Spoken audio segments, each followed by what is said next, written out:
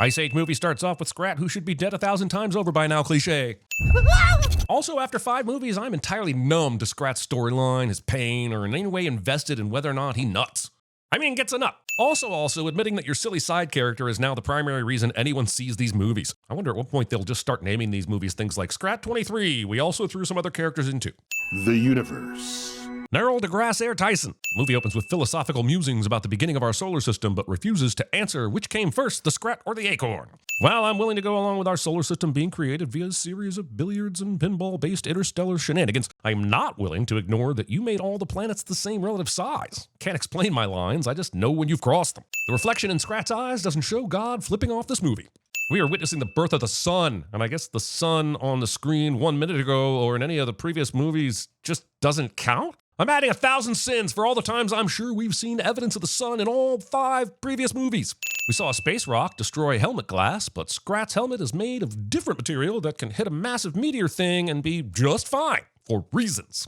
The amount of time Scrat finds himself in the presence of an acorn is incomprehensible. Take this acorn, for instance. Is this the same one from earlier? Because that bad boy got asteroid blasted out into space in the opposite direction. It should be nowhere near here, let alone floating at the same relative resting speed, which means this is just your run-of-the-mill normal space acorn that somehow predates the creation of the solar system. The fact that the vacuum of space isn't doing a combination of freezing, suffocating, or squeezing Scrat's mangled carcass through the exposed helmet opening so that we can start the actual fucking movie already. Holding pine cones like a piece of amplification technology that you should have no concept of or understanding of, even if you were a pair of sentient wisecracking opossums. There's gonna be a lot of this in this movie, and I fucking hate it every time. Will you two quit it? Manny then picks up dialoguing his own play-by-play, which is exactly what he chastised the twins for doing. What an asshole. He fakes right, he fakes left. Openly verbalizing your fakes within listening range of your opponent. But I'm getting better, right? Okay, we'll play later.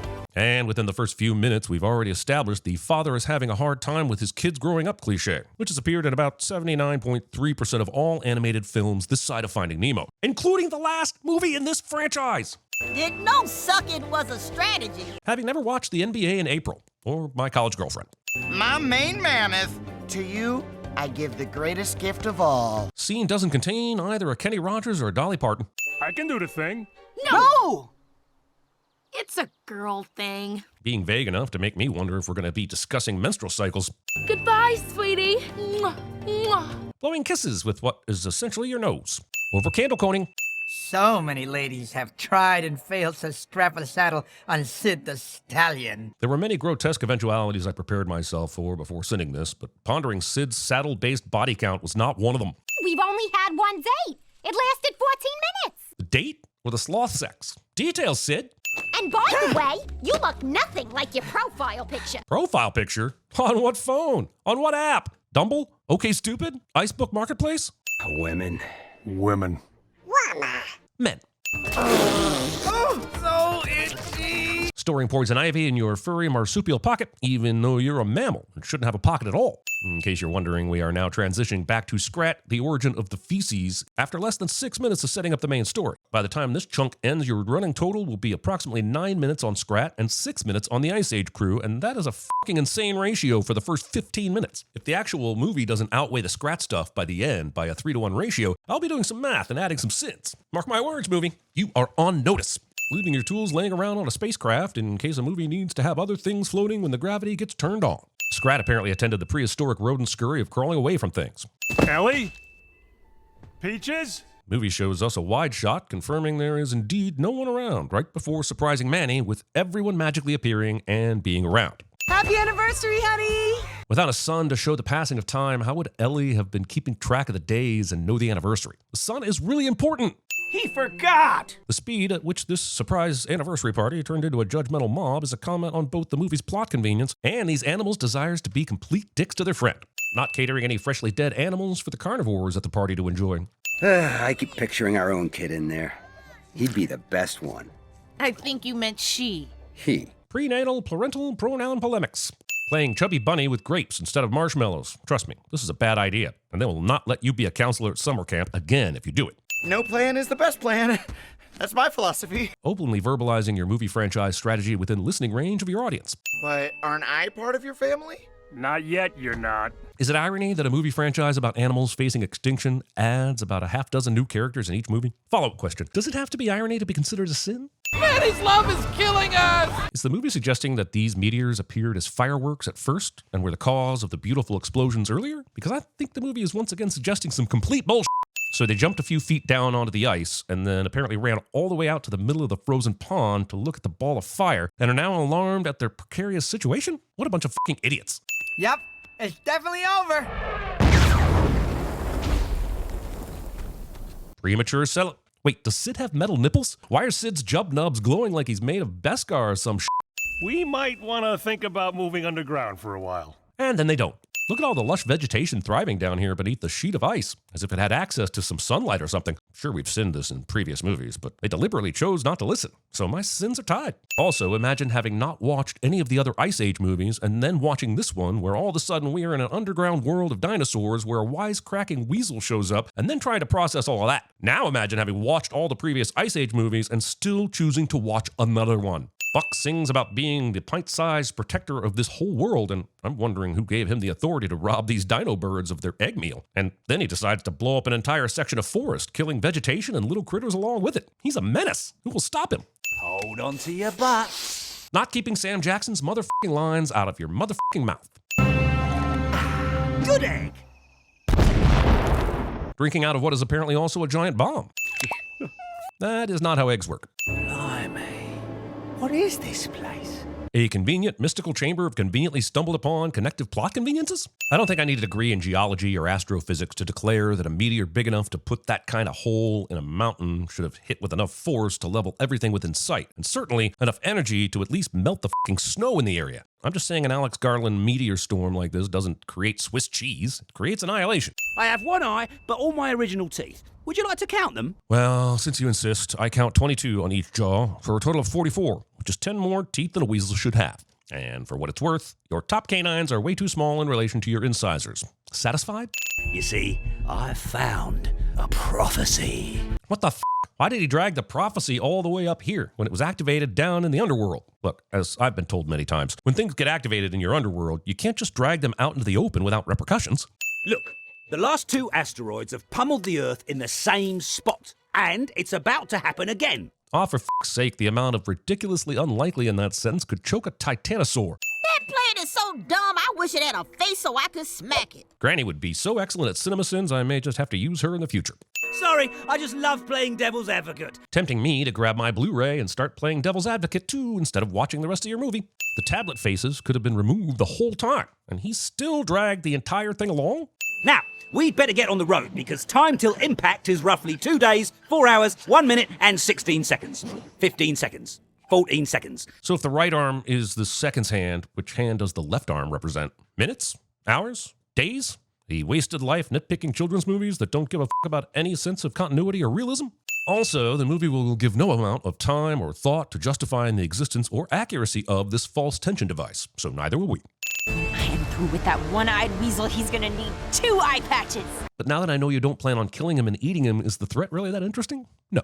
I admire your bloodthirstitude, Gertie. Great. I was hoping these melodramatic dino chickens would end up being the movie's villains. The movie really needed some extra motivation beyond the world-ending asteroid, and it makes total sense they would hunt down Buck after he stopped them from eating a single egg earlier. Until that weasel came along, our family made an honest living stealing dino eggs. Right, and the weasel has now left the magical under-the-ice paradise, so go back down the hole and eat the eggs. That seems highly implausible, just from a scientific standpoint. This franchise's honest tagline somehow makes its way into the script. We interrupt the movie once again for some more Scrantics. This time Scrat will imitate the 1986 Cronenberg Goldblum classic, The Fly. Except in this case, it's a teleporter that has just a series of landing positions within the same room of the ship that will mix and match parts while teleporting things across the room, or even directly to the same teleporter location as where it started, for reasons. Part of Scrat's tail is clearly out of the force field of the transporter, and that doesn't seem to matter. Inventing the non-consensual butt plug. Programming a teleporter to specialize in the relocation of your nuts. That, however, is a turd. Poop, fart, balls. Poop, fart, balls. The only way to make kids laugh is poop, fart, balls. This movie's soundtrack, probably. I know! I'll be your wedding planner. This movie wants to be the father of the bride mixed with Armageddon so badly, and that's just a stupid thing to want to be. The sky is literally falling, and she thinks we're just gonna let her stroll into the wilderness with Mr. No Plans Bouncy Walk. Except that she hasn't brought that up since you found out the meteor was coming and was pretty adamant about coming with you to attempt to save the world. Manny is just parroting what the screenwriters need him to say here so that they can continue to pretend that this movie actually has a story. We destroy the relationship, right? That way we never have to let her go, and she'll just stay our little girl forever! No, you psychopath! Elliot does not immediately leave Manny after he reveals what a true asshole he is. How? The way we always get her to do what we want. Oh, Ellie is just as manipulative as Manny, but with more patience. Asshole parents are hilarious. I found another one! Me too! Magnets that are timed to be magnetic based on when the characters in the movie pick them up. How do they work? Whoa! Where are we? You are in my brain. Which is a thing this movie decided that Buck can do. If you want to exposition me movie, you don't need to invent random Vulcan superpowers for your characters. You can just have it explained to me by Neil deGrasse Tyson in a bubble bath. If we can launch enough of these into space, they will pull the asteroid off course. Granny? That plane is so dumb, I wish it had a face so I could smack it. Stay sharp, kids.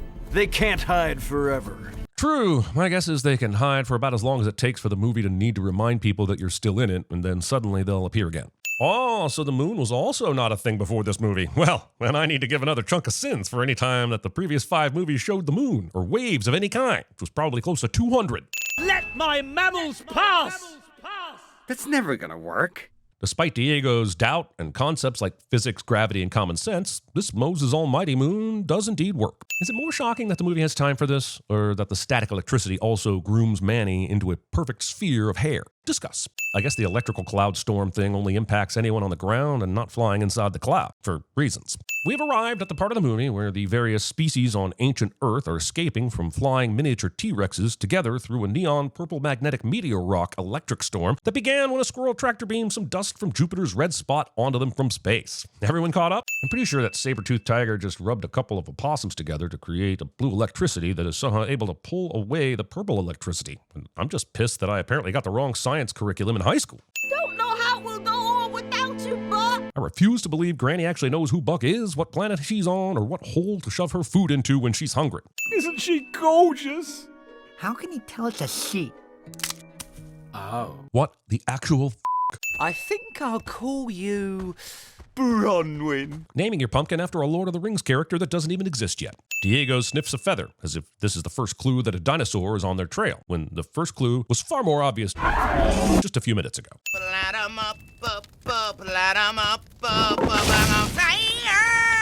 Preparing for the fallout by singing a song that doesn't even exist yet. What is honored times 1,000? Sorry, I fell asleep during this boring force bonding nonsense for a second. Did the movie say something about times 1,000? Got it. Hard to believe Julian would struggle this much on the ice, considering we've seen him function pretty normally on the ice twice already. Imagine, you're in the woods looking for food and your baby gets sick. What do you do? Making the assumption that you would take your baby with you into the woods when looking for food. You would clearly leave your babies at home with your SO, who then says something about having to babysit the kids. At which point you're like, they are your kids, Blake. You aren't babysitting. Sorry, I may have misunderstood the assignment. Peaches out. Peaches thinks she is proving she can handle insane life situations, but instead only shows her immediate willingness to abandon everyone like an asshole. Oh, so close! How long have they been out there that he shot this many shots? Where did he even find all the rock pucks? How did they start stacking themselves up until they are this high? I'm beginning to think this whole mammoth hockey thing is a bunch of bullshit. When you look at him, all you see is an obstacle, or worse, a target. But I see a... Skip! And this little asteroid went wee all the way home. Making your R's W's to talk in cutesy talk to your pumpkin child, and then expecting the pumpkin child to learn how to pronounce R's properly later in life. Just talk like a normal person to your f***ing kids. Can't wait to see all those dead relatives I hate. Using the afterlife to seek out terrible relatives instead of new sexual experiences and ice cream. And that's how it's done. Granny does not die in this scene. Oh no, I can still see the light. I don't want to get too deep into specifics here, but if Granny can see light out of this dinosaur's cloaca, then not only would she be tucked far into the intestines and not easily puked out, but also this dinosaur made it to tighten its sphincter with some cloaca kegels stat. Wait a second. I've got her scent. Come on! Movie finally finds a use for Diego, but continues to leave Shira as just a tag-along. Who is Shira, you ask? My point exactly. Granny's alive! And she's in trouble. It's like the movie is now simply listing things it has given me zero reason to care about. Unregulated massage therapists. There's a bunny living in the asteroid? There's a bunny living in the asteroid. We've never had visitors. Never? Hundreds of years have passed, and today is the first day that massage bunny went out of his way to gather a suffering sloth and drag it into the magic meteor? I better take you to him. Who's him? Him is the who. Duh. Couldn't it be more clear? It's like you've never pronoun game before. He is our everything. He sees all. He knows all. And smells amazing! Geez, movie, if you're going to suddenly take all the drugs, I could use about 37 minutes to get myself prepared. Or about 24 minutes if I haven't eaten anything recently. Downward dog! Presumably, this llama is inventing yoga poses before anyone else, so why not call it laying llama, or lazy lasso, or lifted llama lulu? There are no dogs in this world. I'll wait. I have all the time in the world. The movie has all the time in the world for this. That's an asteroid. It's magnetically attracted to this place and it's heading straight for us. Ah, it must desire our magnetic crystals. Surely, even the llama of love can understand that attracting a space rock directly into yourself is bad for your body. Karma, chi, and meditation time. He's set his ways, not an idiot. I'm in here too. Speaking of that, the last we saw Granny before they discovered her in Geotopia was sliding away from the movie's makeshift villains. So did the dino birds just not follow her? Are they here in Geotopia and just not doing anything until it's time to show up in the climax? Will the movie answer this question? Do I care? This is the exact amount I care. Don't cry. Yeah, kids, suppress your feelings and launch your emotions far, far away to the dark depths of forgetfulness. Crying is for losers, losers. It was a good one, wasn't it? You, me, and Peaches. But all the rest of your friends and their memories. No, Sid, sweetie, don't do that. It might be hard for people to follow this part, so let me explain it to you. Some rocks can be broken apart and turned into people movers. Some rocks can be worn as jewelry, and some rocks are support beams in disguise, and if slightly disturbed, will cause the entire massive meteor housing hundreds of creatures to essentially disintegrate. Easy, right? That wall was the one thing keeping us young! Well, then maybe you should have guarded it better. Also, if you know this to be true, it must have happened before, so fix it like you did last time, you silly llama goose. Movies continue to think that screaming goats are funny beyond the internet memes that spawn them, and movies are wrong. Change isn't easy, but it's part of life. Having a character directly state the attempted theme of the movie because the 5 minutes you actually gave to it in the movie itself probably didn't do the trick. If there's a leak, the pressure is weak.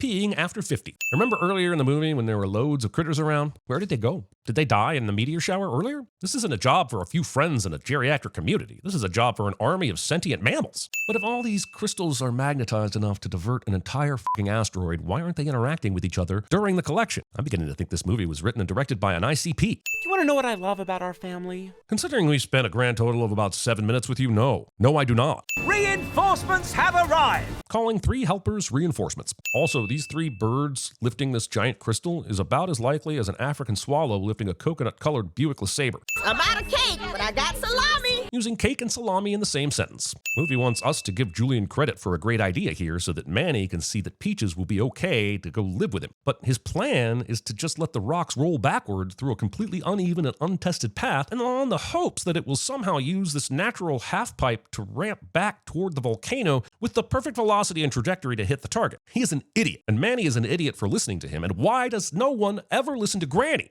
That plan is so dumb, I wish it had a face so I could smack it. Did it work? Yes, it did. But the one part I'm still struggling with is the timing of the volcano blast. I know you closed the vents and everything, but how did you know the volcano would erupt after you got all the crystals in, but before the meteor landed? The good news is that somehow a bunch of tiny magnets did in fact pull a barreling meteor away from the Earth. But the bad news is, if it passed this close to you, you're all dead anyway. Daddy's always right! Did he just flick the stem of his baby pumpkin? But wasn't it the stem earlier that determined gender? This is why you should never think logically while watching movies. Well, hello, teddy bear. Oh, I get it. It's sexy time for the newly young. Great kids movie stuff. But one question. If a single rock in the hot tub turned Granny into Sloth Pam Grier, why didn't she change earlier during the entire time she was in the giant f***ing youth asteroid? The magic rocks in the hot tub apparently have an effective range of "we need Sid's hippie sloth to be young again too, so f*** your common sense cubic feet." Is it true you helped save the world from an asteroid? Nosy kids. You know, we'd be great parents. You can tell it's an Ice Age movie because it ends by resolving all the secondary character plot lines that you give zero fucks about. It's a franchise staple. Not seating your event by Lion King rules. Big animals in the back, smaller in the front. It works best for when a random warthog dominoes them all with a gas attack. What? No Lion King 1.5 fans? Damn it, why am I not watching that right now instead? This is dedicated to the sloth of my dreams. Making someone else's wedding celebration about you. Movie Jessie J dance numbers on for just long enough to get to 80 minutes and qualify itself as a feature-length film. This unnecessary Mars origin story brings Scrat's screen time up to about 20 minutes out of the 80-minute non-logo pre-credit runtime, and wow, exactly the 3-to-1 I mentioned earlier. You've escaped this time, movie, but here's a sin for cutting it so close.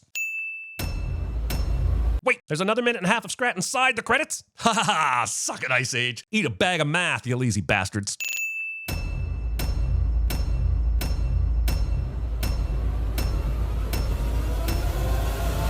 So, you tired of being a llama? Yes! Compliance. There's never been a player so tough, so graceful. Okay, guys, show us what you got. Ellie?